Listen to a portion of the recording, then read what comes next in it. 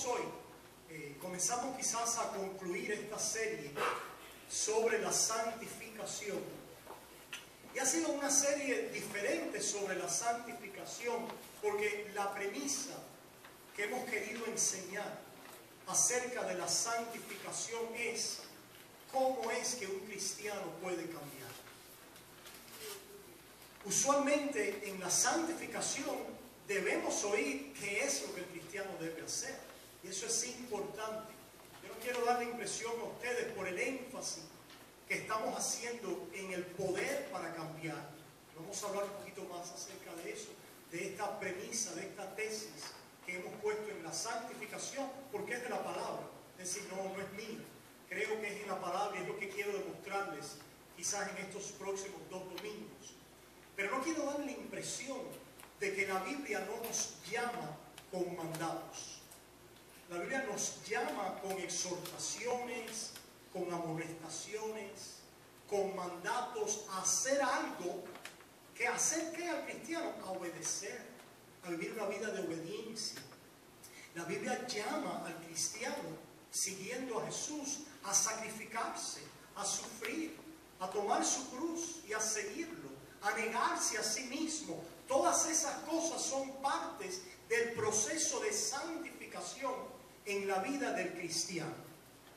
Y tenemos entonces en la palabra las instrucciones de esa ley a qué hacer. Es decir, tenemos cómo luce una vida cambiada. ¿Cómo luce una vida cambiada? Bueno, se resume precisamente en el mandamiento más grande, que es que amarás a Dios con todo tu corazón, con toda tu fuerza, con toda tu mente, toda tu alma, y a tu prójimo como a ti mismo. La gran pregunta es, y la pregunta más significativa para mí en esta serie, no es que no necesitemos escuchar la instrucción de lo que debemos hacer. Es importante, y lo están haciendo en el grupo de damas, lo continuaremos haciendo aquí de una manera u otra, específicamente también. Pero la pregunta es, ¿cuál es el poder para que una vida pueda cambiar? ¿Cuál es el poder que dice la Biblia que cambia a una vida? ¿Cómo puedo cambiar yo? Yo me pregunto, ¿cuántos de nosotros hemos intentado cambiar y crecer en santificación por medio de esforzarnos arduamente? Pastor, la Biblia dice que hay que esforzarse. Ese es el mandamiento. Eso es lo que debemos hacer. Y el cristiano lo hace. La pregunta es, ¿por qué el cristiano se esfuerza? ¿Cuál es el poder de la vida cristiana? ¿Cuál es la motivación? ¿Cuál es la energía de la vida cristiana? ¿Cuántos de nosotros hemos tratado de crecer en santificación precisamente tratando más fuerte? Caramba, ayer no traté lo suficientemente duro. Hoy tengo que tratar más duro. Caramba, ayer yo no fui lo suficientemente estricto y lo suficientemente disciplinado. Hoy, para poder santificarme, tengo que ser más estricto o más disciplinado en este esfuerzo de mi santificación. ¿Cuántos han dicho quizás, ayer yo no mortifiqué mi cuerpo lo suficiente, por lo tanto hoy sí no voy a poner el televisor, hoy sí me voy a mortificar el cuerpo, no me voy a comer el postre? Eso es parte de la mortificación también. Hoy sí no voy a ver la novela, hoy sí voy a tratar más duro, más fuerte, de yo poder crecer, esforzándome en la santificación, haciendo aquellas cosas que Dios me llama a hacer. ¿Cuántos de nosotros hemos trabajado así? ¿Cuántos estamos cansados de trabajar así? Porque la energía, la fuerza, el viento de la santificación no es la ley. ¿Cuántos de ustedes quizás se han montado en un barco, en un velero quizás? Me gustaría que hoy estuviera aquí Joe. También tú te gusta Albert, ¿verdad? Bueno, hoy en día ya los veleros hacen trampa, porque tienen las velas, pero siempre tienen un ¿qué? Un motorcito ahí por si acaso la vela, ¿verdad? No surte efecto. Pero imagínense ustedes que nosotros nos montemos en un velero antiguo que no tiene motor y que tengamos ya las velas desplegadas y que tengamos el mapa trazado y que digamos nos dirigimos a tal lugar, sabemos lo que tenemos que hacer, sabemos las maniobras necesarias para desplegar las velas, para mover el timón, para mover a todos los tripulantes, para poder llegar y dirigirnos a ese puerto que nos está esperando. Pero de pronto, cuando ya tenemos todo lo que sabemos hacer y lo que debemos hacer y estamos dispuestos a salir, no hay viento. No hay viento. Yo me pregunto cuántos de nosotros en la vida cristiana nos hemos quedado sin viento. Y yo me pregunto, ¿de dónde va a venir el viento a nuestras vidas? ¿De dónde viene ese soplo apacible? ¿De dónde viene ese soplo poderoso? ¿De dónde viene esa motivación inquebrantable? ¿De dónde viene esa renovación que el cristiano tiene perpetuamente para poder abrir nuestras velas, tener los mapas y las instrucciones y decir adelante en la obra que Dios nos ha llamado a hacer? Bueno, la tesis que hemos puesto delante de ustedes es que la metodología de Dios para transformar a un pueblo es a través del Evangelio. El Evangelio. Muchos de nosotros hemos pensado que la vida cristiana es como una escalera donde el primer peldaño es el Evangelio. Pero ya después que el primer peldaño hemos oído las buenas noticias de salvación y estamos seguros en ese primer peldaño, ahora entonces corramos a hacer otras cosas y ya no tenemos que preocuparnos por el Evangelio y ya en realidad no tenemos que volverlo a escuchar porque ya somos salvos. ¿El Evangelio es para quiénes? Para aquellos que no son salvos. Ya ahora yo tengo que, ¿qué? Como decíamos hace 2 domingos, remangarme las mangas y trabajar duro con ahínco en la ley, porque la ley ahora es lo que va a poner el viento detrás de mis velas. Y eso es un error. El Evangelio lo necesitamos ayer, hoy y mañana. Decía Martín Lutero que progresar es volver al principio. Martín Lutero entendía esto. Les recomiendo a todos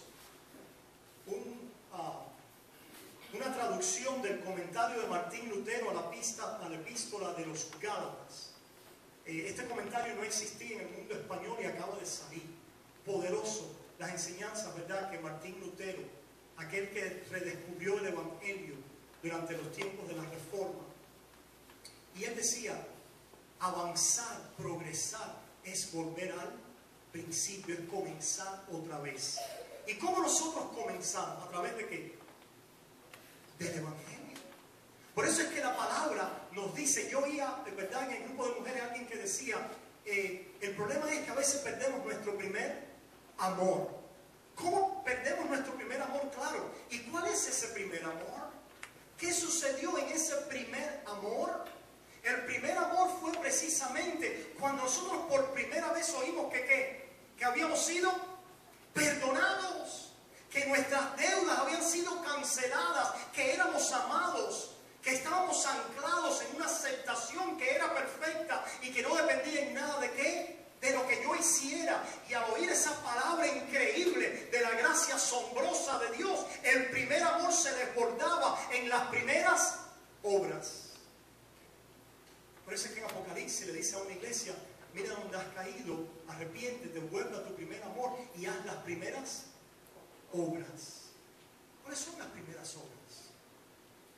Las primeras obras de aquel que está en el primer amor, porque Cristo lo ha rescatado, perdonado, sabiendo nosotros que no lo merecemos. Sabiendo que nos ha sido depositado en nosotros una gracia que es asombrosa.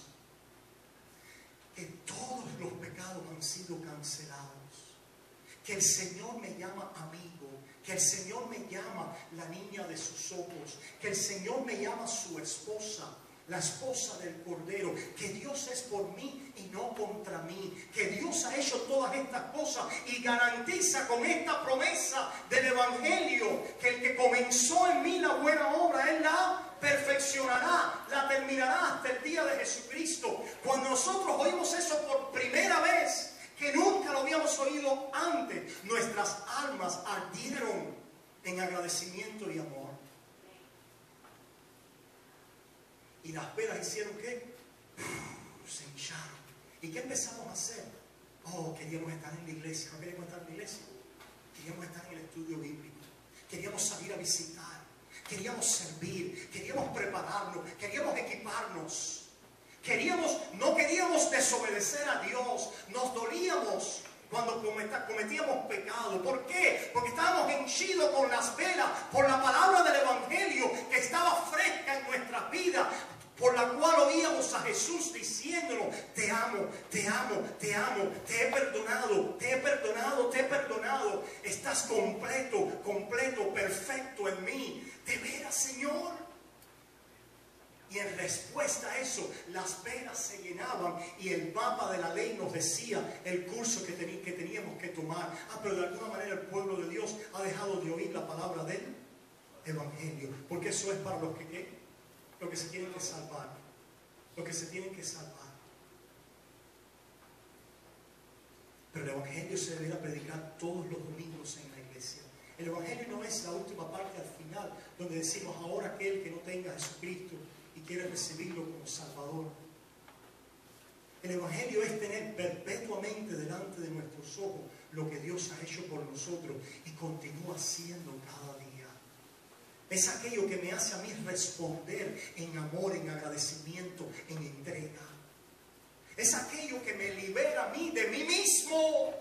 Es aquello que me hace sacar los ojos de mí como miseria humana. Es aquello que me hace dejar de mirar a mi pasado, a mis traumas, a mis heridas. Es aquello que me hace dejar de mirar mis circunstancias y me lleva a un lugar donde ya todo está bien. Es aquello que me libera de mí mismo. Pero lo que pasa es que al no oír la palabra del Evangelio y al dejar atrás, el viento se ha quietado y el día está seco. Y se ha vuelto la vida cristiana en un sol, en un desierto muy grande. Y ahora yo tengo que hacer y hacer y hacer, porque es mi deber como cristiano. O porque si no hago, ¿qué van a pensar de mí? O porque quizás Dios se ponga bravo conmigo si yo no hago esto o aquello. Y otros quizás más tristes todavía piensan: porque pierdo mi salvación si yo no me mantengo en las obras de la ley. Pero eso no es, hermanos, lo que tenemos en la palabra de Dios. Lo que produce obediencia en la vida de un cristiano es el escuchar una y otra vez el Evangelio de la gracia de Dios. Y esto tiene, pastor, eso no es práctico. Yo no conozco algo más práctico que el Evangelio. Algo más práctico que el Evangelio. ¿Por qué es que tenemos problemas con esta palabra de gracia? Porque nos desarma. ¿Pero qué hago? ¿A qué le entro? ¿Qué hago ahora? No te preocupes. Primero deja que el viento, ¿qué? Sople sobre tus velas. Por eso es que el Señor Jesucristo nos dejó en las ordenanzas. Nos dejó, ¿qué? Un recuerdo de lo que Él hizo por nosotros. Y que nos sentáramos a la mesa, ¿qué? A comer. Ese es el viento que sopla nuestras velas.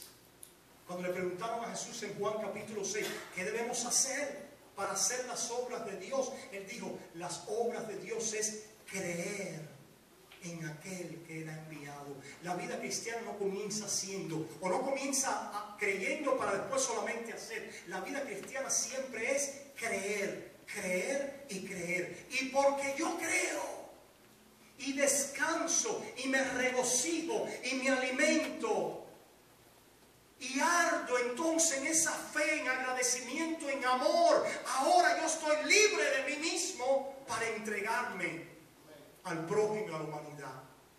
Porque Dios no necesita nuestras buenas obras. A veces pensamos, y hermano, no estoy diciendo esto para yo burlarme de nadie, es la misma locura en la cual yo he estado y en la cual la carne y el viejo Adán nos quiere llevar una y otra vez. Caramba, hoy yo oré 1 hora, no pude llegar a la hora. Y ya el día se qué. Hoy me siento, no sé si me abrí hoy para el ataque del enemigo, me siento incómodo, no me siento que peso igual. Si no oré 1 hora. ¿Qué es eso, hermano? Eso es legalismo. Eso es que ha sustituido un encuentro genuino con el Señor, de descansar en Él por una obra tuya en la